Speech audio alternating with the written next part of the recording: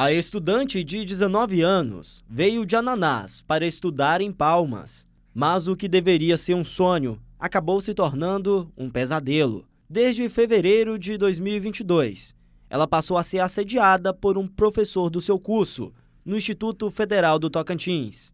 Ainda traumatizada e com medo, ela prefere não se identificar, mas detalha para a nossa equipe como tudo aconteceu. Ele chegava, exemplo, eu tinha uma dúvida. Eu achava que era normal. Eu tinha uma dúvida, perguntava. E ele vinha próximo a mim e pegava no meu pescoço, levantava o meu cabelo e ficava passando a mão no meu pescoço. Eu pedia para ele parar, empurrava a mão, tirava a mão dele, mesmo assim na frente de todo mundo, tirava a mão dele e ele continuava. Se ele chegasse perto para ver como era no laboratório, para ver como é que a gente estava fazendo os trabalhos, ele chegava, descia a mão e sempre isso, descia a mão mais embaixo.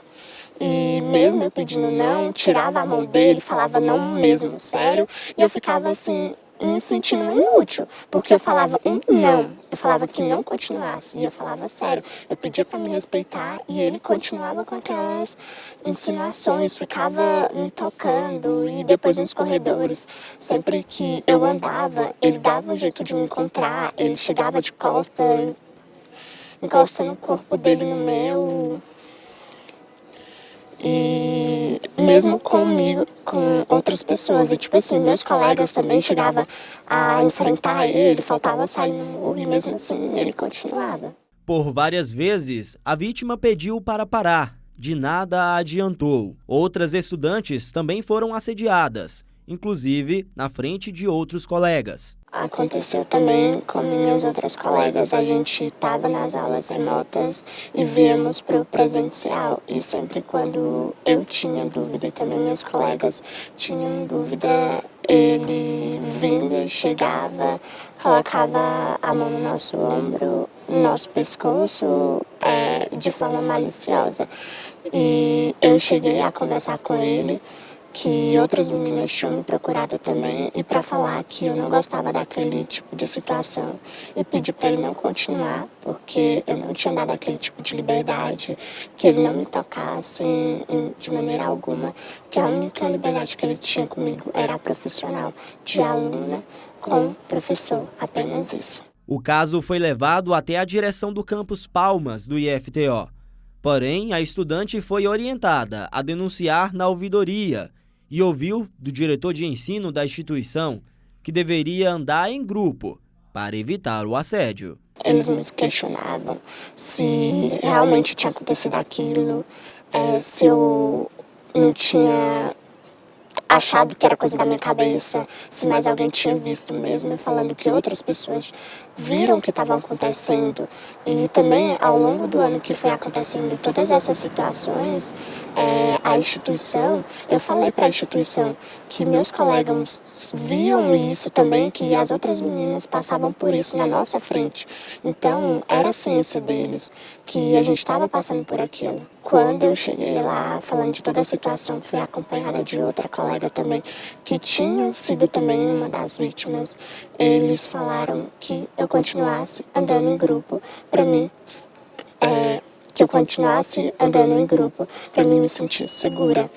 E que me ensinou a assistir um vídeo na ouvidoria, me colocaram um vídeo do YouTube de como usar a ouvidoria, mesmo falando que eu já sabia como usar a ouvidoria e que eu só precisava de um apoio, porque isso aconteceu comigo e com outras alunas. E ele continuava fazendo aquilo, mesmo a gente falando não. Então ele não respeitou o nosso não, ele invalidou o nosso não. E eu precisava de um apoio para me sentir segura, porque era uma hierarquia e eu estava abaixo daquela hierarquia. Então eu precisava me sentir segura para me poder denunciar. E eu não tive essa segurança. Sem apoio da instituição, a vítima frequentou durante 1 ano as aulas do professor. Depois de criar coragem para denunciá-lo, ainda precisou frequentar 1 mês as aulas do docente. E durante todo esse período, foi prejudicada de diversas maneiras.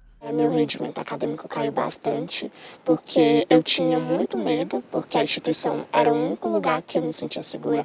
Eu andava na rua, eu tinha medo. Todos os lugares que eu andava, eu sentia medo, porque eu sabia que eu estava vulnerável a sofrer um assédio, porque ser mulher a gente passa por isso a vida inteira, não somente as mulheres, mas quase todo mundo passa por isso em algum momento da vida. E eu esperava que isso fosse acontecer em qualquer local. Eu já tinha aquela sensação que fosse acontecer, mas quando aconteceu no ambiente acadêmico, que era o único local que eu me sentia segura, que eu me sentia confortável, que eu não tinha medo, eu amava estar ali, porque era um ambiente agradável até começar isso. E depois disso eu comecei a ter muito medo, porque eu sabia que nenhum local era mais seguro, nenhum local era mais seguro, que todos os locais deixaram de ser seguros e que tinha outras meninas passando por aquilo. Em nota divulgada após ser questionado sobre o caso, o IFTO afirmou que repudia toda e qualquer forma de assédio e importunação. Na nota, o IFTO ainda diz, abre aspas, diante das informações veiculadas nas redes sociais, reafirmamos nosso compromisso com a transparência e a seriedade na apuração da denúncia em questão e informamos que o processo já está em andamento, sendo conduzido em sigilo, a fim de preservar todas as partes envolvidas. Desde o momento em que tomamos conhecimento da denúncia, o Campus Palmas do IFTO tem tratado o assunto com a máxima prioridade, dedicando-se a seguir rigorosamente todos os trâmites legais para garantir que o processo de apuração ocorra de forma imparcial e eficiente.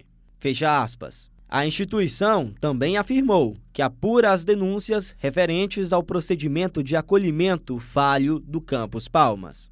A manifestação do Instituto Federal do Tocantins aconteceu apenas depois da denúncia do caso junto à polícia e a repercussão nas redes sociais e na imprensa local. A vítima discorda da nota e afirma que denuncia o assédio há pelo menos 9 meses e que, mesmo assim, a instituição nunca tomou nenhuma providência.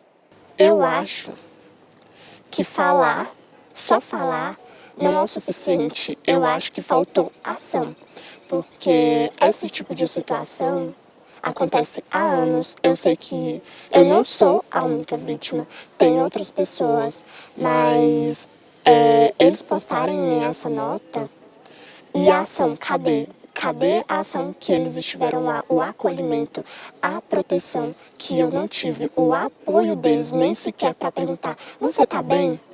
Eu sempre fui presente em sala de aula, mesmo todos os professores falando assim, ela não consegue mais ir para aula, comunicando à instituição, que eu não conseguia nem sequer pisar os pés nas aulas, eles nem sequer me perguntaram como eu estava. E depois dessa repercussão toda, deu ter vindo e falar, tipo assim, porque eu sou uma voz para todas as meninas que se calaram. E depois disso, eles só postarem uma nota lá, nem sequer na instituição ter esse acolhimento que eles falam que tem, esse apoio que eles tanto falam que tem. Só ouvidoria não é o suficiente, porque todas as vítimas sabem como denunciar, elas precisam de apoio para se sentir segura novamente. O caso foi denunciado à polícia. Outras vítimas também já foram ouvidas pela delegada que acompanha o caso. Em nota à imprensa, a Secretaria da Segurança Pública do Tocantins informou que o caso está sendo investigado pela primeira Delegacia de Atendimento à Mulher.